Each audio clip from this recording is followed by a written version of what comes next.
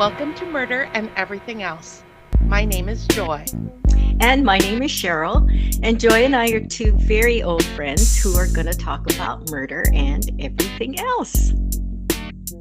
Yeah, Hey, welcome back, everyone. yes, Just indeed. just for those of you who've been listening for a while, and I'm sure there are some of you that have been listening since the beginning of the year, this is the last episode of season 1. Thank you for sticking with us.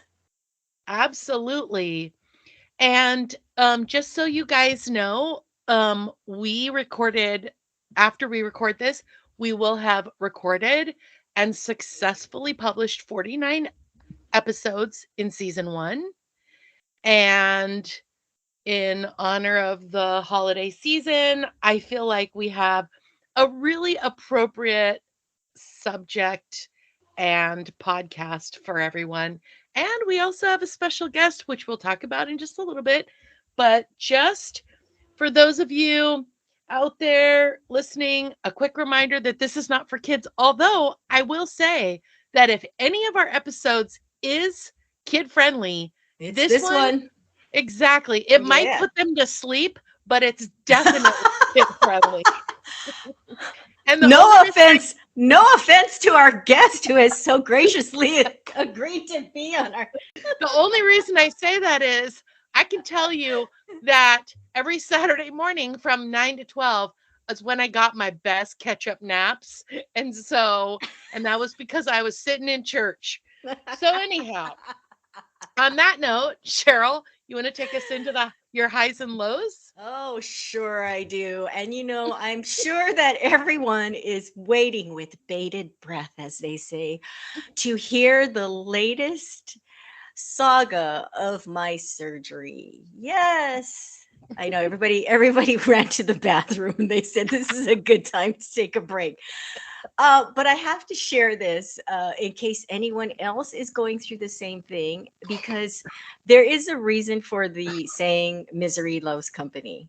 um there really is. It's not that you want other people to be miserable, but it's just that when you hear that other people are miserable, it does make you feel a little better when they're going through the same thing, because then you feel like, okay, it's not just me that had surgery on October 11th, had a partial knee replacement, went to physical therapy. I was like the rock star student for the first 2 weeks. And then I had a little bit of a setback. And my therapist, I felt like I was going to the principal's office when I told him, I'm hurting today. And he literally, he really did. I think it was more than disappointment. I think he was mad. I felt like I was like, I didn't do anything, it's hurting. So we worked through that, and then he released me like a week and a half later, which I was a little bit skeptical about, but hey, he's the professional. So he releases me the next week. And then he told me I could go to the gym. He told me I could go to the gym 2 weeks into my physical therapy, which I thought was questionable. Because how does he know what I'm going to do there? I might run amok, but he just goes, yeah, you can go and, just be careful, blah, blah, blah, which I was. 3 days later, after being released, I'm on the bike, the stationary bike, which we did every session to warm up. He had me on the bike for 8 minutes on the lowest setting to warm up for my exercises. So I'm at the gym, I'm on level 1, I'm going really slow. And I thought, okay, you know what? I'm going to pick up the speed a little bit because I felt really great that morning. That'll teach me, because then I went to speed up a little bit and my leg completely froze up. My hamstring, my lower back, my knee are completely a mess. So I had an MRI. I now have fluid in my knee. I'm supposed to have it drained tomorrow, which I'm going to beg them to like put me under. They're going to be like, no, we My don't go goodness. that far," but I'm scared. And yeah, so I'm not back to square one, but I feel like I practically am back to square one. So yeah, so last night, my high is that I went to my caroling party that I mentioned. We don't actually go caroling, but they called it that because they used to go caroling. I guess they've had this party for like 40 years, but we've been there 3. 3 times. But someone there was like had a shoulder operation in August, and then it's going to have a knee operation. And I've just there were people at the party, and we were all of a certain age, and we all had a story about some part that was replaced, and that, and everybody has their Then story. everybody fell asleep at 6 o'clock. Exactly. That's when the party ended. Um, but no, yeah, it happens. Someone mentioned that her husband had back surgery. Everything was great. He was, recovering just fine. Went out for a nice walk, and later on, when he was lying in bed, he coughed, and something went out, and he had to have surgery again, and now he's not doing well. So it's like, oh, okay, great. I mean, not that I'm like, relishing in his misery, but it's just like, oh, okay, it happens. It's just unfortunate. So that's my low, and my high was the party, and that other people were talking about their misery. Oh, well, I will say that sometimes if you hate somebody, then misery, like, then it's nice to see them suffer. I wouldn't Yeah. know because I don't hate people, but I'm just saying for, Oh. for people out there that like maybe have gone through this hatred emotion roller coaster, maybe they would be happy to see other people suffer. Yeah. But No, I like these people. It's not uh, that. It's just really it's a club. My sister-in-law is going to get foot surgery, and I said, "You're welcome to the club. You're going to be up at 3 o'clock because your foot will be throbbing, and then we can play friends with words. What is it? Words with friends, friends with words with words. friends. Yeah. Yeah. Anyway, what's your high and low? Well, I just want to throw in there really quickly. I did break my right foot one time, but I actually never went to the doctor about it. I just healed it on my own. And now I'm kind of glad because it sounds like it would have been a real nightmare if I'd had to have surgery and stuff. Yeah. So I know it's I, just a bigger story for another day, but I'm so glad that I just put my foot up for a couple of weeks and like sweated bullets through the pain and all the bruising and all the like red streaks that went up my ankle because you yeah, saved I mean, yourself. Yeah, you saved yourself all that heartache. exactly. Anyway, heading into my highs and lows. Guys, we got a new car this week for the kids. And it was not brand new, but it's new to us. Um, this was like something that was in the works for a while, but it actually like it really became a reality for us on Friday. It was a super challenging year for us financially. So this was a huge, huge thing. Um, so anyway, I am over the moon and the kids are over the moon because now when the kid comes home from college, they don't have to borrow our cars. They can take this car. It was just such a great feeling. And also, one of my kids, when they get their license, they'll be able to drive themselves to school because we live a half hour away from school, and driving carpool has been mostly my responsibility. And so it's just been a huge like weight around my neck, just all this extra driving for myself. And, anywho, so that's my high. My low is I'm looking for something for one of my kids and they're sold out everywhere. And I usually don't wait until December to source these items that the kids put on these wish lists. I usually take care of it months in advance, but this particular person changed their tastes several times throughout the last 3 to 4 months, which I understand because they're my child and they're very much like me. And so now I'm out there looking for this thing, and I already purchased one and got a notification that it was a pirated item. So they canceled the sale. Anyway, it's just this hot mess of me trying to find it. And I may not be able to get it for them by Christmas, and that's going to be fine.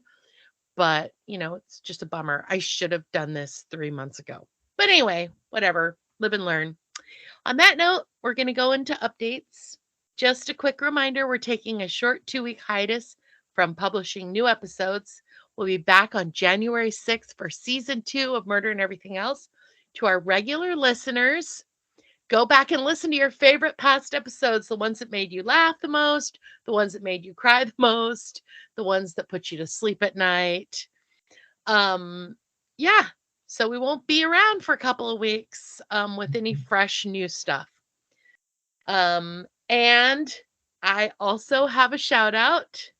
But Cheryl, first, do you have any shout outs? Okay, well, my shout out is to my in-laws that we were at um, for the caroling party. Because, like I told you, they always include Kevin and myself for their parties, and it's like family and friends. I mean, we are family, but still, it's very, very sweet. So I just like to give a shout out to Lori and Chris. Hey, Lori and Chris.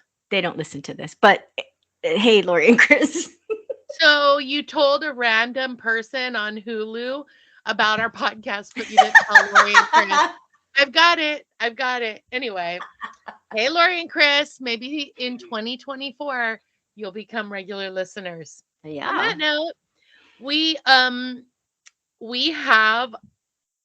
we have a letter from our listener, and we have one letter from our listener. I am so excited to tell you that I put up on Instagram our holiday logo that Kevin put together for us. Hey, Kevin. And the lovely Doreen responded, "Happy holidays. Can't wait to hear everything new in 2024." So thank you, Doreen, for reaching out to us on Instagram. That's super awesome. And I told you guys, we usually have like letters from our listeners 1 week on, 1 week off, 1 week on, 1 week off. Yes. So They that's don't want super. to. They don't want to overwhelm us, so they're just spreading it It's out. it's absolutely true. They don't want to overwhelm us. We can handle it, everyone. You can write in every week. I promise you, we That's can handle right. And if you it. write us every week, you may get a shout out on our letters from our listeners segment. Anyway, guys, this week we are heading in a completely different direction, and we are closing out 2023 with such an appropriate um Topic. topic. Yeah. And we have a guest this Yeah. week. And what we're going to be doing is we're going to be talking about the Bible in a Year podcast, and which is like the number one hottest religious or biblical themed podcast that's out there, featuring Father Hottie McHottie Pants. I think his name is something Schmidt. Anyway, anyway, um, Cheryl, why don't you um take our Take it first away. question Yeah. and we'll bring in our guest. Yes. So, everyone, we have been graced by our friend John, who is going to give us all the info on this Bible in a Year podcast. So, please give a warm welcome to John. John, please introduce yourself and tell us a little bit about yourself. Thank you, Cheryl. Thanks, Joy. Thanks for having me on. I'm honored to be here. So my name is John. I'm live here in the Raleigh, North Carolina area. I'm personal friends with Joy, but also getting to know Cheryl as well. I'm personally I'm a father of two girls, 2 and 9 months, and professionally, I'm a lawyer. I work in the legal department of a company here in Raleigh. So, and then as relates to this topic, I'm a avid listener of the Bible in a Year podcast. So that's what I'm here to help with today. Excellent. That's great, John. I'm so sorry. I'm just going to insert here. What is the name of the guy? It's something Schmidt, right? Yeah, Father Mike Schmitz. You have it on your thing, Joy. Okay. So John, tell us a little bit about the Bible in a Year podcast and what brought you to it. Great question. So, yeah, the Bible in a Year podcast is essentially it's a Catholic priest, this guy Father Mike Schmitz. And he basically his role is he's divided up the Bible into 365 daily chunks. And so every day he reads typically, it's normally 3, maybe sometimes 4 chapters of the Bible. And then he provides context, background, analysis, some framing around it so that you can kind of put the readings in context. So it's usually it's probably about 10 to 12 minutes of actual reading and then 10 to 12 minutes of discussion. So you're looking at 20 to 25 minutes in a typical day for the whole podcast. So, but if you sort of stick with it for 365 days, you'll have gone from, Genesis to Revelation and finished the entire Bible. In terms of what brought me to it, the most discreet thing that brought me to it was recommended by a friend who had just finished it. So he told me, hey, I just did this thing. I just, listened to the entire Bible. And for me, that had been kind of a life goal, finish the Bible. I tried to actually read it myself a couple of times and got stopped somewhere in Exodus because you kind of lose momentum if you don't have a program. So for me, anyways, I was not successful reading it cover to cover. And by the way, cover to cover is not the best way to read it, and that's not what the podcast does. And so that's one of the nice things I found about it is that the cover to cover does not actually present the narrative in its narrative form. If you want to actually follow the story, you actually have to read things out of order as it relates to the way the books are actually collated. So I got into it from a friend, and then I found a lot of value in it, so I continued with it, and I finished it last 2 months ago now. Oh, that's interesting. Yeah, because I think I would have a hard time reading it from cover to cover. So listening to a podcast in small chunks, and I'm sure it's presented in a way that makes sense, right? And is easier to digest. Yeah. The other thing, if I quickly add, is that it's a little difficult sitting here 2,000 years later from when the Bible was written, trying to, understand it cold with no theological knowledge. So if you are just open up the Bible to a random page, I mean, there's a chance, there's certain things that you'll be able to clearly understand, but much of it is actually highly contextual. It depends on the audience it was written to at the time, what was going on historically at the time, what the point of what it was trying to say. And that's where his analysis actually helps you see that, because you would otherwise not know. So does he apply it more to the current times? He probably finds a way to apply it somehow to the current times. Absolutely. He tries to apply it to he tries to number one, situate it in its historical context, which is helpful. But then number two, he tries to give you a way to apply it in your life, or to somehow say, a situation that you may face, or he puts a bit of a pastoral lens on it when he gives you sort of advice or recommendations around it. But I think the most value for me was, if you're looking at it kind of as an academic exercise, I'm going to tackle the Bible. Well, he's there every day for every passage with the context, the history, the analysis, which I found interesting. Yeah, that makes sense. That sounds interesting. Is there a charge for it, or is it free? So it's a free podcast. It's put on by this Catholic media company called Ascension Press. They do put out a Bible of their own, which is, you can buy if you want. You certainly don't have to. I did end up buying it because they've gone through, like I said, how they present the narrative in the narrative order rather than the just chronological of the books. They've gone through and color coded all the books so that which books go with which time period in the narrative. And so they've really done a lot of work with the actual Bible. So I bought their version of the Bible, and he reads from that and he follows along in that. But you don't have to at all. You can take any version of the Bible and follow along. Okay. Interesting. So, John, you and I've had quite a few conversations about the Bible, because I do actually for those of you listening, know quite a bit about the Bible because, I grew up with a lot of the Bible, being in my life. But does he cover the whole Bible, all 66 books from Genesis to Revelation?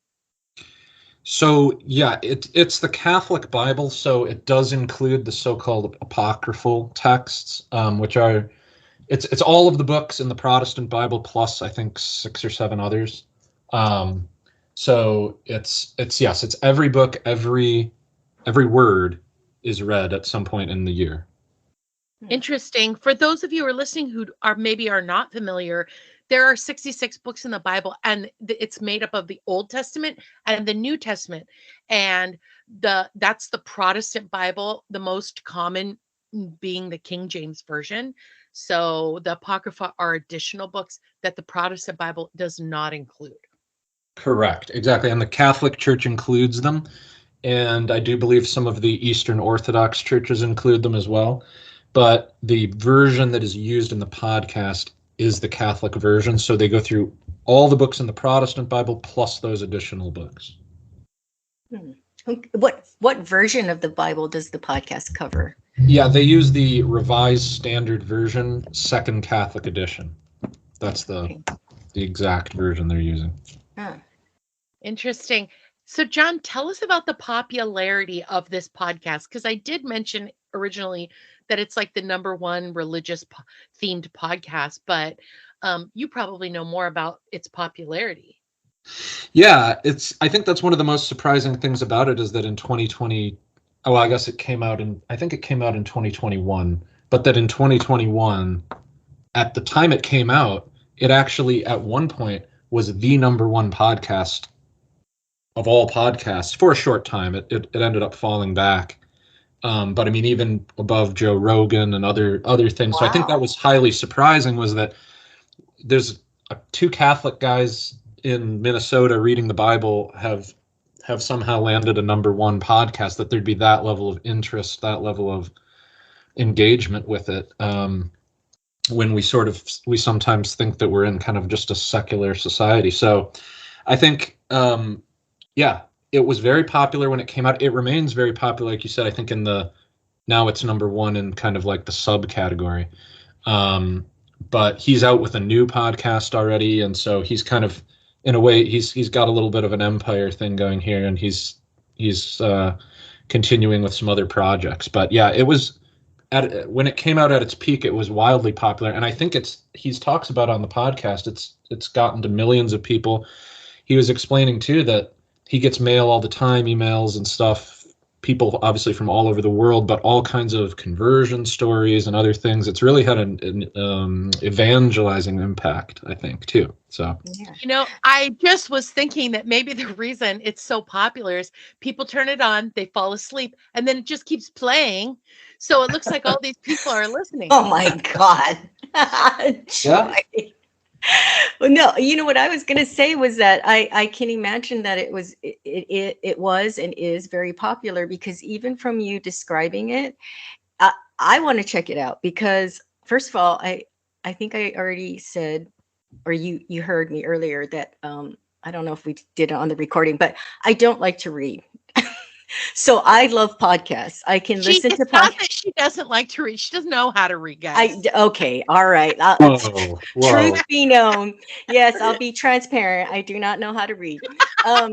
So I love listening to podcasts because I like background. I don't want to call it noise, but I do have the ability to multitask and do something and listen at the same time and still digest all of it. So this would be appealing to me because I don't know how to read. And the way you describe it about how they put it in an order that makes sense and you're able to apply it to your current life. So I can see why it would be popular.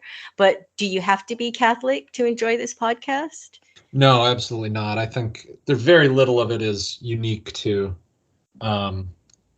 Catholics. I think he occasionally will make a point every couple of weeks, let's say, when a particularly relevant point comes up, of normally a point of conflict between Catholics and Protestants. of which, there are several, but if it comes up, okay, today we're reading about, I don't know, the communion or the Eucharist or whatever, and there's a chance to make a point about the Catholic position, he'll sometimes emphasize, okay, and this is why the Catholics believe this, but he is very charitable to all groups, and he's not really trying to make anyone Catholic out of this. He does try to give sort of the Catholic viewpoint, because that's the viewpoint he comes from, but Right. in general, no. I mean, I think most of the people listening are not Catholic. Are not. Yeah. That's interesting. Well, John, this is her. This is why she wanted you on here to talk about this. That's right. So, other than the fact that Father Mike Schmidt is a little bit of a thirst trap, tell us a little bit about him. Does he talk about himself? Does he talk about what brought him to religion? I mean, we all know that fathers are supposed to be celibate, but he's a very handsome looking guy. So I'm sure that, I'm sure it was not for lack of chicks or dudes being into him. Yeah. Yeah, he does. At one point, he gave some background. I mean, I've also seen a few YouTube videos. He's actually pretty popular on YouTube, and he's kind of a hip Catholic YouTube personality too. So you can check him out there. But he's basically said that he grew up in a Catholic family, very observant, and he always hated church, and that's what he was explaining in the video I saw, was that he hated it. It bored him. He wanted nothing to do with it. And I guess at some point he had a change of heart about that when he was in high school or something, I think is what he said. And he just became he said that what happened was he became one day just very conscious of his own sinfulness. And it just overwhelmed him, and he decided that he needed to do something about it and talk to the priest and all that. And so it ultimately has changed his life, and he decided to go into the priesthood. And he lives in Duluth, Minnesota, and he's basically the priest for the students at the University of Minnesota Duluth. So that's his day job. And this thing, I think, just started out as kind of a project during COVID with this Catholic media company to read the Bible every day and do this project. And now it's gotten very popular, and he has gotten very popular. And if you look, like I said, on YouTube, you can see him talking to Megyn Kelly,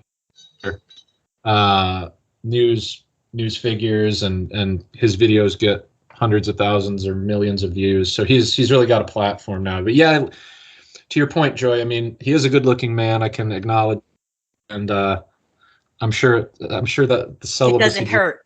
Easy. Yeah. It doesn't hurt. Yeah. Yeah, it's too bad it's not a visual medium. Or do you know yeah. You know what? So I grew up Catholic, John. Okay. And I'm like Father Hadi Matadi, that it was boring for me as a child. I'm going to be honest. I would be thinking about what we're going to have for lunch afterwards. And, Right. it was really hard. But also, don't forget the part about you being a big sinner. Exactly. But I remember that there was a priest named, his name was Father Leo. And I know this is really bad. This is probably the sin, Joy, but he was so cute. Oh, here we go, guys. Hold that on. I had a crush on him at 8 years old or whatever I was. So when I was dragging my feet to go to church, my mom would be like, Father Leo's going to be there today. And that would perk you right up. She'd be like, let me go get my favorite purse. So, but John, what appeals to you about this podcast? Is it relatable? Is it down to earth? Is it understandable for your average layperson? Yeah. No, that's a good question. I mean, for me personally, I have kind of I'm very interested in the subject. For some reason, I'm motivated to learn about it. I grew up in a Protestant house. We were Presbyterian. And so I had to go to church every Sunday. And like you guys, I mean, I wasn't into it at all. Because I don't know, it might be just something in the way that kids are taught, whether it's Catholics or Protestants or Joy, your sect as well. it's hard to get kids interested in it, I think. Yeah. But I don't know, something happened for me over time as I started reading history and philosophy, and religion is kind of mixed into that.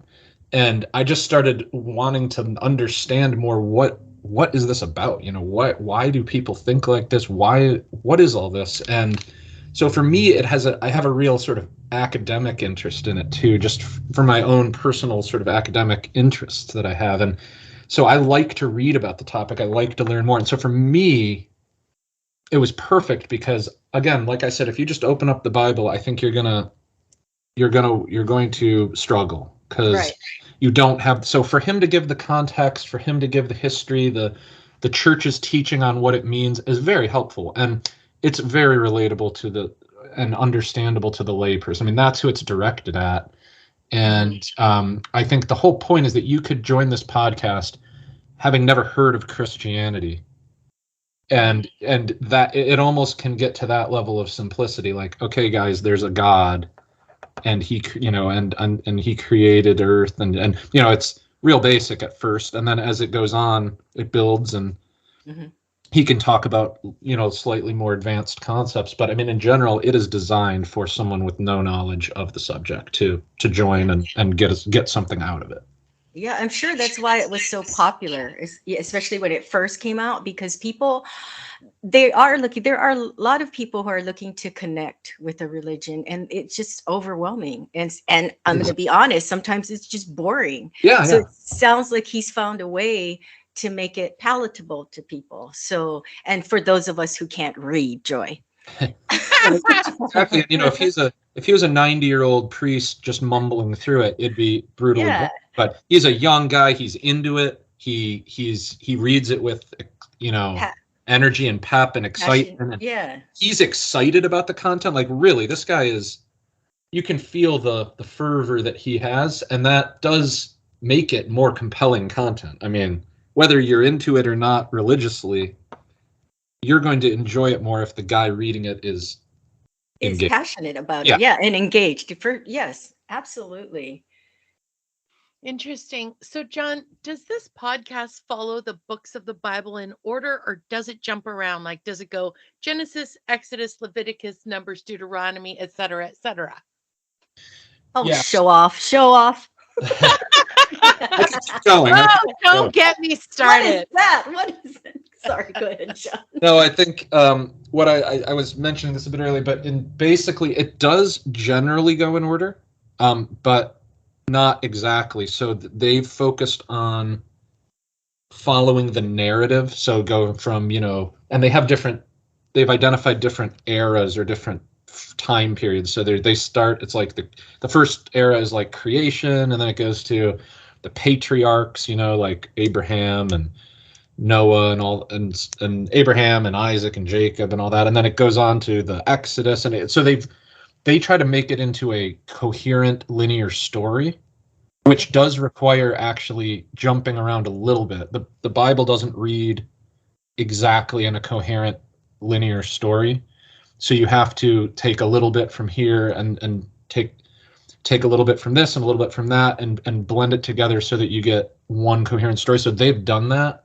and that's how they present the material. It makes it more interesting and really much easier to follow than the way that it's laid out, just reading the books cover to cover. Yeah. So it is generally following the order from Genesis to Revelation, but they do adjust some things so that you're getting it in the right chronological order. Got it. Okay, John, one of the things that we beg our listeners almost every episode is to please give us feedback. Please email us. I mean, we probably push them away with how much we beg for them to give us feedback. So is there any way to interact with his podcast and give feedback and emails or conversations with him? So it's not emphasized, honestly. I think you definitely can email him, email the show, etc. But it's not like they have a feedback section in the podcast. They don't really read letters or anything like that. But he does sometimes mention, well, people write me about this, people write me about that. So I think he does, or within reason, probably they try to respond, and there are ways to reach out to them. But with so many people, I can't imagine they're doing much much feedback back. Yeah, and he probably gets some real cuckoo birds too. I'm sure that he does. Yeah. Yeah. Like I think he got some notes from Joy about How hot he how is. hot it was. Yeah. Hi, I've honey, got, father. I've got a sticker up next to Idris Elba. Hey,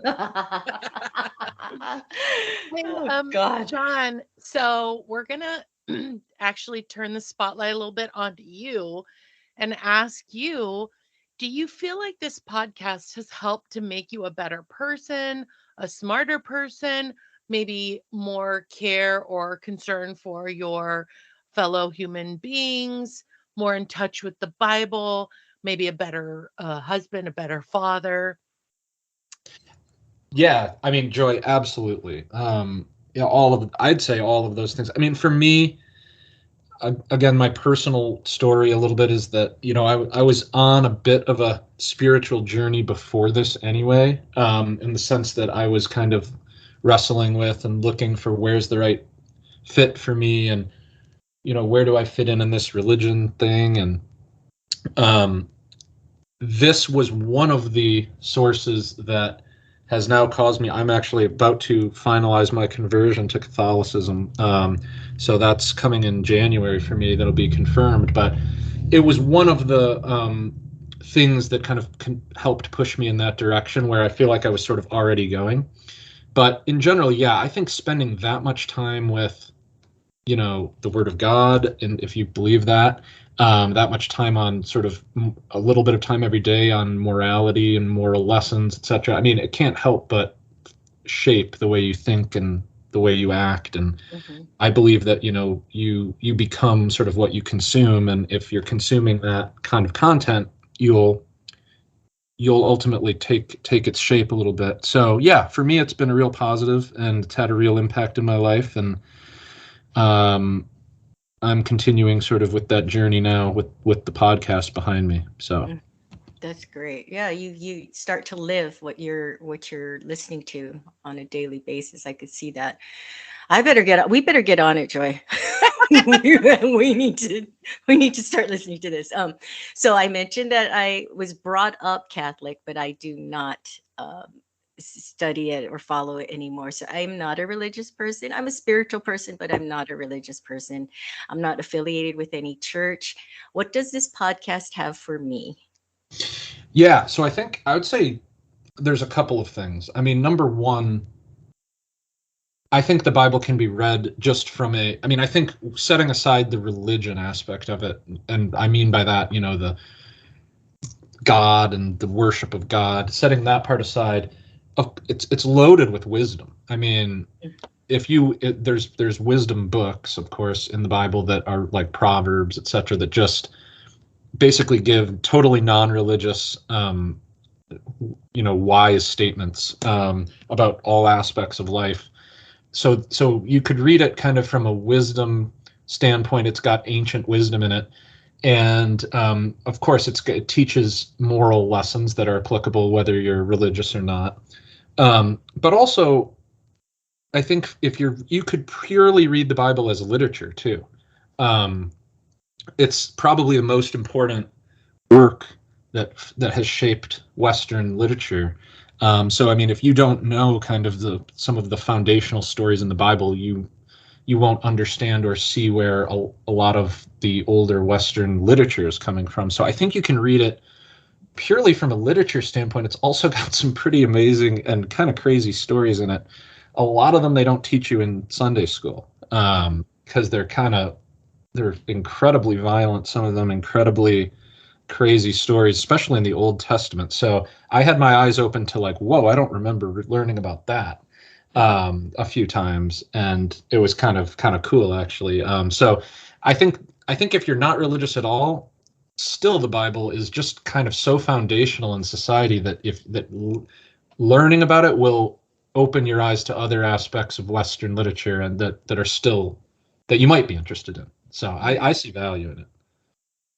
Yeah. That's so interesting. John, where can we find this podcast? So I mean, I found it on Spotify. But I think you can find it on any of the podcast Platforms. platforms. Yeah, exactly. Mhm. Yeah.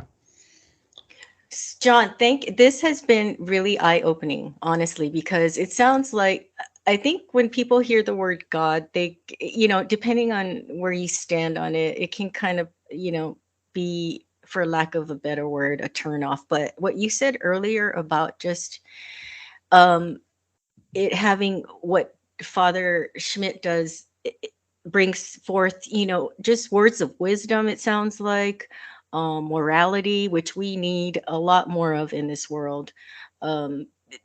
It sounds incredible. So thank you for sharing all of this. Before we lose you, is there anything we left out that you want to say about this podcast or Father Mike Schmidt? Not really. I mean, thanks guys for having me. Definitely, it was a great experience. I'd encourage anyone to check it out.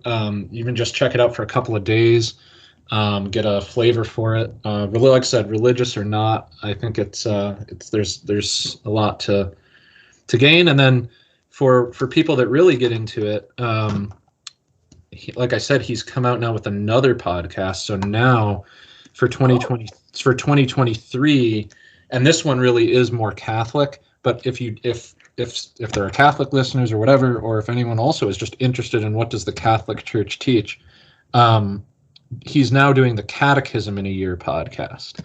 So it's a little more academic, I'd say, and a little less like exciting, because the Bible content, like I said, some of the narrative stories are pretty crazy. So there's a little less flair from that, but he's going through the entire catechism of the Catholic Church in a year, explaining, because so often people say, well, why does the church say this, or why would you do that, or this, why do they have this teaching, why do they have this practice, this custom, and it's all explained in here. So he's now doing that, which, like I said, a little more geared to Catholics, but also pretty interesting for anyone who just wonders why the church does things the way they do it. So for advanced listeners, you can check that out after. That is interesting. Yeah, I will say that, John, you're absolutely right. The Bible is has some very wild and exciting stories. My brother Roy and I used to go through the Bible, and we would like turn the corners down on all the like real racy sex stories, so that we could go back and we could but we'd have like quick reference whenever like stuff would get boring in church or whatever. We could like flip over, and then we would like point to the dog-eared page and like giggle, and then my mom would like conk us on the back of the head to get us to shut up and listen. So you're absolutely right. It is an interesting book with lots of very interesting stories. Not they're not all sex stories, obviously, but there are quite a few good ones. But if I can tell you where they are. So yeah, if anyone's going to find a sexy story somewhere, it's going to be Joy. Yeah.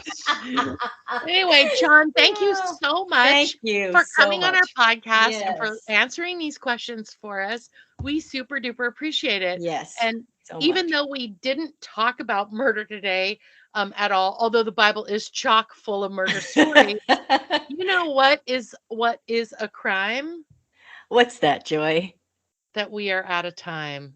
Oh, we are. Well, thank you for listening to our last episode of the year, everyone. Have a happy holiday and a very happy new year. And we will see you. Well, not see, we will hear you will hear us next year. And don't complicate your day. All creativity, commentary, and opinions in this podcast belong to Cheryl and Joy. Music composed and mixed by Gabe McKeon. Logo and merch created and managed by Kevin Callan. Podcast editing and advertising by Joy McKeon. Legal representation provided by John Bojezek. Please like, subscribe, follow, and listen. You can listen to us on Spotify or wherever you get your podcasts. And remember, you can find us on Instagram and YouTube, and you can email us at murderandeverythingelse@gmail.com. Bye, fishes.